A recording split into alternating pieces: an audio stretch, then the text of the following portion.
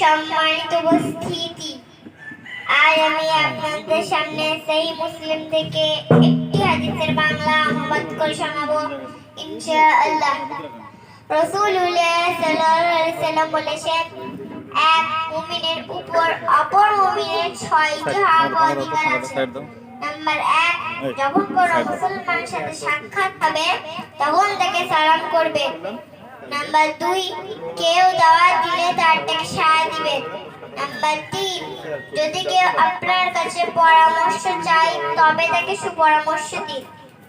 Number 4, যখন কেউ হাসে তার উত্তরে ইয়ারহামুকাল্লাহ বলবেন। নাম্বার 5, কোনো মুসলমান অসুস্থ হলে তার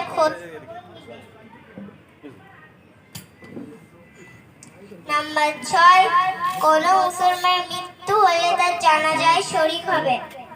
সহিহ মুসলিম হাদিস নাম্বার 2162। পরিশেষে আল্লাহর কাছে দোয়া করি, হে আল্লাহ, তুমি আমাদের সকলকে এই হাদিসটির উপর আমল করার তৌফিক দিন।